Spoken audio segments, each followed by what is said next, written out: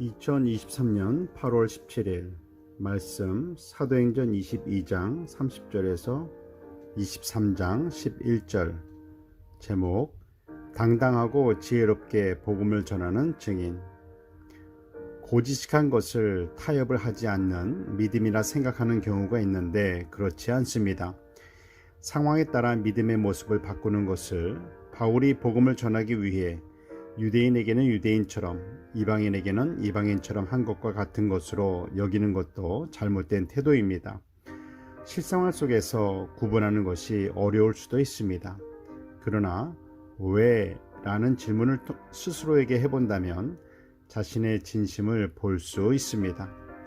복음 전파는 담대하게 복음을 전해야 하면서도 고지식하게 복음을 전파하기보다는 지혜롭게 전해야 합니다.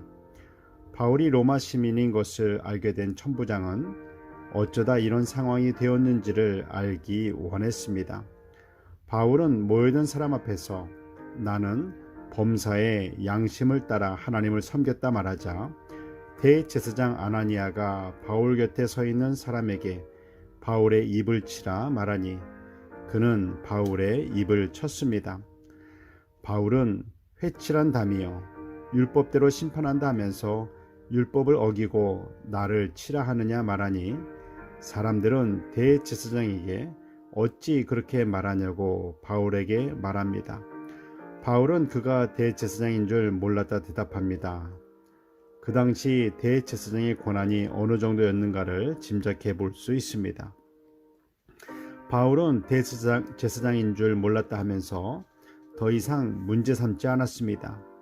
어리석은 사람은 대제사장이면 율법을 어기도 되는가 하면서 자신의 논리를 펼 수 있겠지만 바울은 복음을 전하는 것이 목적이었기 때문에 더 이상 그 말에 마음을 두지 않습니다.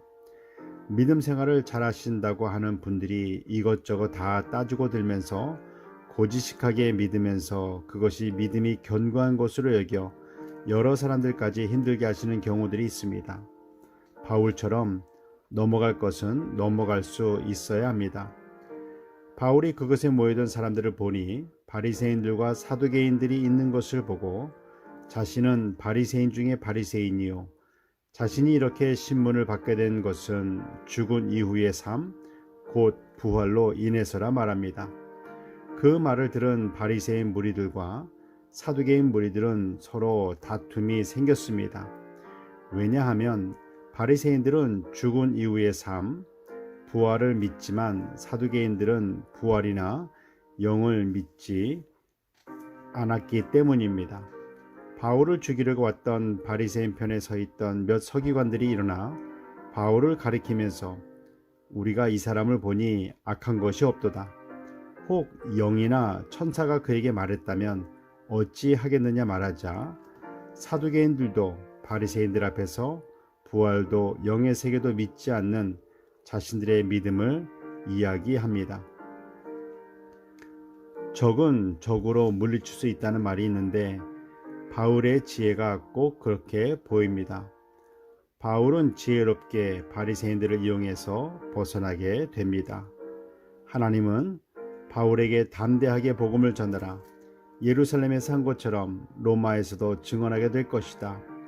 이 하나님의 말씀은 예루살렘에서 잡혀서 복음을 전한 것처럼 잡힌 몸으로 로마에서도 복음을 전하게 될 것이라 대답해 주신 것입니다. 잡힌 몸으로 복음을 전파하게 될 것을 알면서도 바울은 견고하게 믿음을 지킵니다. 기도하겠습니다.